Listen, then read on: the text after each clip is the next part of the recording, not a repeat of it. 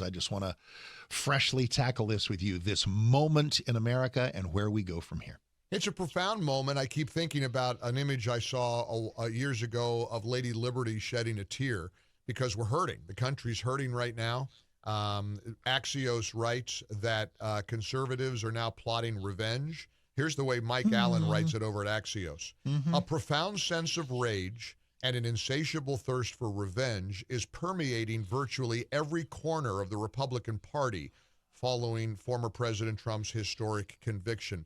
Now, I've been thinking a lot about that, how we're going to react collectively. It's not a leap. It's not a stretch to just try to think of the nightmare scenario of what would be happening in the streets of America if this had happened to Barack Obama. Got there, right? Consider for a moment what people did after George Floyd died. Now, here's the good news. We're not going to riot. No, we're not going to burn any. We have jobs. Well, not only that, but we're not going to burn any buildings down. We're not going to hurt people. Nope. There's going to be a quiet riot, and it's going to be November the 5th. I mean, we're already seeing incredible signs. Awesome. The Trump fundraising machine website crashed because of so many donations. I'm seeing people online, wealthy people, billionaires are all in. Wait till you see the next round of polling that comes out after this conviction.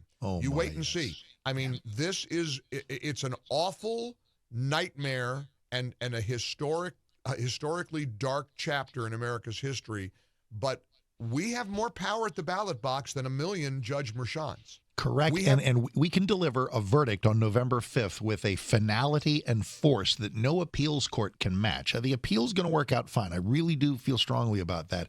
But this now becomes a moral necessity to deliver the message and make these people cry again. And I say that somewhat satirically because it's not revenge. It's not a shallow, dark reaction.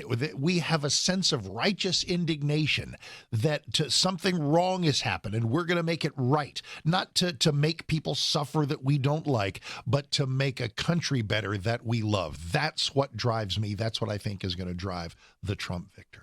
I want to play a clip for you, my friend, somebody whose orbit we were both in. You were his guest host on a number of occasions. You were introduced nationally by way of the Rush Limbaugh show. As a guy from Dayton, Ohio, when I got hired at WABC Radio in New York City to do the morning show, I recognized I'm going to be down the hall from a guy that is the giant of our industry, the guy who we all owe our jobs to.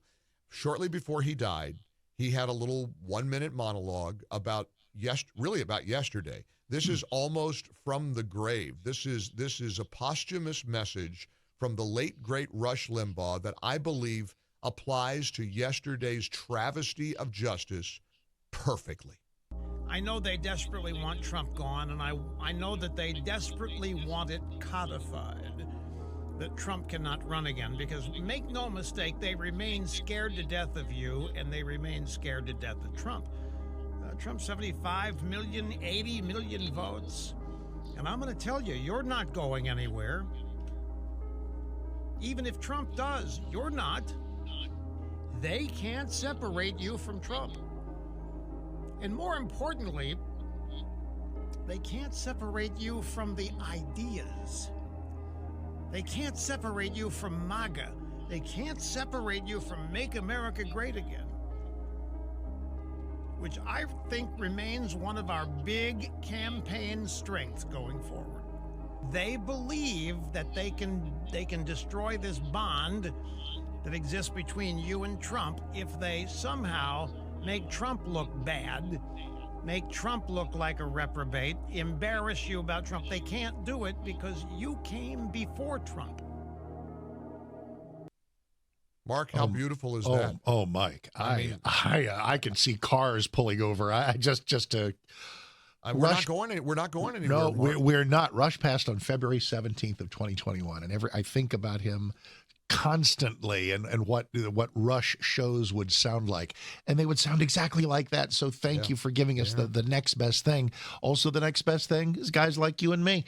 where we can say, look, let's don't get mad, get even, which is not in some kind of street mafioso sense, but when wrong things are happening, we rise up again with that righteous indignation that I mentioned earlier to make things right, because the country must be better than this. Our system must be better than this. We cannot let this prevail. And so, just fresh off our chat with Andy McCarthy, we went to one political place amid all the legal, and that is that this November 5th election at the presidential level will be determined by one math problem. There are already millions of people baked in for Biden, millions of people baked in for Trump, always have been, always will be.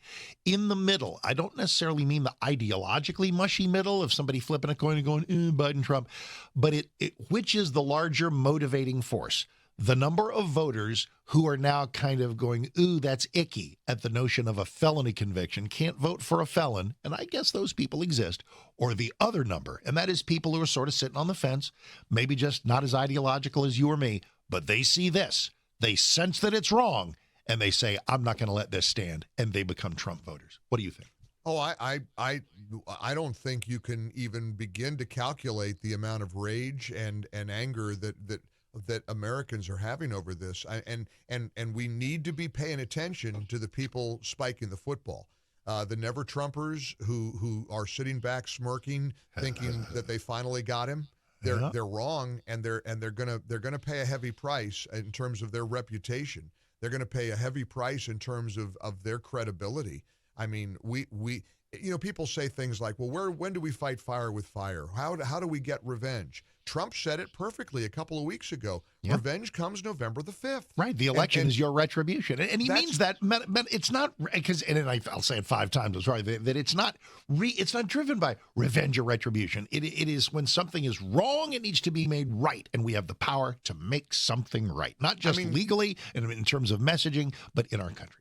Somebody posted on social media, the Clintons, 0 charges or trials. Hunter Biden, 0 charges, trials. Anthony Fauci, 0 charges or trials. Epstein clients, 0 charges or trials. COVID criminals, 0 charges or trials. DC war criminals, 0 charges or trials. And here we are now. They took an expired misdemeanor, a misdemeanor that literally expired due to the statute of limitations, and twisted it into 39 felony counts, and 12 New York jurors turned that into a guilty conviction of all 39 counts. And I'm fascinated by where they go from here. What do these jurors do now? Are they heroes? Do they write books? Well, sure. Are they going to make the rounds? And it's fun. Some of the commentary was, we need to protect this jury. We need to make sure that there are, no horrible MAGA terrorists are going to go slash their tires or slit their throats. That's our side doesn't do that. We spent all the day yesterday talking about it may well be that 1 or 2 people wanted to step into the breach, wanted to step into the strike zone and stop this nonsense, but they knew their lives would be ruined by the left, by the media, by Biden voters who just would never let go. They'd have to move to Finland, if not farther. So their lives aren't ruined by upending an election, trying to try to destroy. Who's going to ruin them? Like they are absolute heroes. They are now Democrat activists. They are part of the. They presumably were probably all Biden voters, so they'll be as disappointed as the rest of the Biden voters will be, God willing, on the morning of November 6th. But no, these folks, some of them may have MSNBC shows of their own. I wonder if they go look now, and now that they are supposedly free to not be blind to the media coverage. What if they'll now look and see what the extent of their travesty? I wonder if they'll be able to see. I wonder if 2 of them were lawyers. I wonder if the lawyers will now pore over everything that has been written, including Marshawn's refusal to allow the election interference expert on this. What was his name? Brad Smith. Brad Smith. Mm-hmm. He was precluded from testifying. Remember, Alvin Bragg bragged yesterday that this was about election interference, which they don't have any purview over on a state level. So on the federal level, Brad Smith would have gone in and very succinctly and clearly explained, this isn't possible. You don't have an election violation charge here, but Marshawn blocked Brad Smith from testifying. Will those 2 lawyers look at that and say, we might have seen this differently if we'd have heard from him. I'm going to guess not, because, again, lawyer is a meaningless term. You and I talked about this on the way to this verdict, that surely the lawyers, with their familiarity with process, would recognize that the process lies in wreckage in this sham of a trial. Barack Obama is a constitutional lawyer. I rest my case. Having invoked Judge Mershon in chatting with Andy a moment ago, you and I have said, and everybody says, no way he gets sentenced to prison. No way he gets sentenced to prison. There's no way he goes to prison. But because a jail sentence would probably be instantly appealed and remain on pause until the appeal happens, I now consider it a non-zero chance that Mershon absolutely sentences Trump to prison on July 11th, knowing he won't go. You understand that July 11th is 4 days before the Republican National Convention. Yes. How do you think that's going to work out? You think that's an accident? You think that's an accident? I don't. Probably not. And what are they thinking? Are they thinking, oh, this will damage him horribly going into Milwaukee for the convention? Are you kidding? They're going to need to hold the convention at Lambeau Field now. I was not kidding when I said Texas Motor Speedway ought to get with Trump's people today to put 400,000 people, because you got to count the infield, in there for a Trump rally, because they could fill it. So be careful what you wish for, kids. I'm usually not great on predictions. Sadly, I was right about this one, because as longtime listeners know, and as you know, I said this many months ago, a conviction is coming. I'm going to make another prediction that breaks my heart and puts a hole in my soul. Yeah. I think Trump's going to be incarcerated. I think they're going to give him some level of incarceration. It might be home confinement. Yeah. It might, but they're going to say, if they're going to run with this, they're going to own this and say nobody's above the law, yada yada yada. You wait and see. On July 11th, 4 days before the RNC, which will be attending, incidentally, in Milwaukee. Boy, that's going to be lit. I guarantee you, I promise you, I predict there will be some level of incarceration headed towards Donald Trump. It may be invoked by the judge. That may be his sentence delivered, but I think the appeal button will pause it, and he will not actually, we'll bet a cup of coffee on this, that it will not actually kick in, that he will not be actually. He's got Secret Service, because what usually the ankle bracelet. What's the ankle bracelet? That's for people who are afraid you're going to run. You're a flight risk. The only place Trump is going to fly is to Michigan to do a campaign rally. Mark, so they just convicted I know. The guy. I'm agreeing with you that the sentence may happen. The sentence may happen, but it will not take effect.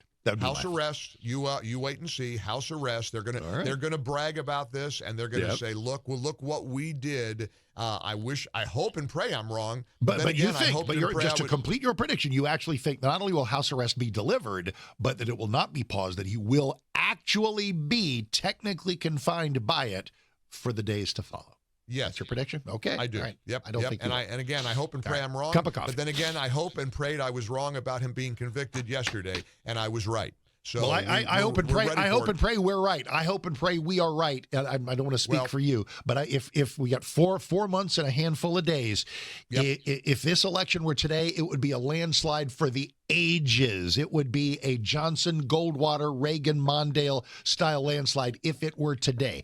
Keep that feeling alive. Keep that righteous indignation alive. The Court of Public Appeals will deliver its verdict on November 5th, and I like our chances. I like Rush said, we're not going anywhere. And speaking of not going anywhere, hey, you want to end this awful week on a spiritual note? I have a prediction that people are going to want to do a little bit of the Lord's work and bless some people on the final day of our prison fellowship campaign. What might come to mind? What can folks do to channel that good feeling? I think people could sponsor a child and send them to a Christian summer camp for a week. This is the last day of our prison fellowship Angel Tree Camp campaign, and Mark Davis listeners have been the most generous of all. If you go to MikeOnline.com right now, guess what? We're at 777 children sponsored. It costs $200 to send the son or daughter of an American prisoner to a Christ-centered summer camp. Good triumphs over evil. If you're feeling down today, if you're feeling a little blah, if you're feeling anxious, do the Lord's work. Go to MikeOnline.com, click on that Angel Tree banner at the top of the page.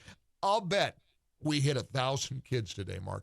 You I wait bet we and see. will. Let's All be right. a force for good. We talk about making a better country. This makes a better country immediately by helping out a kid in this way. We've been so And proud to saves have their you back souls. on this. Hey, I'm so me proud too. of you. I love you Hang so in there. much, Love and I you can't too. wait See you for your Monday. show. We'll This get is- through this, my friend. We're going to get We are through all made. this. We are made for moments like this. That's You Mike bet we are. Gallagher and his actual show. Don't ever miss it. Starts at 10 on 660 AM. The Answer.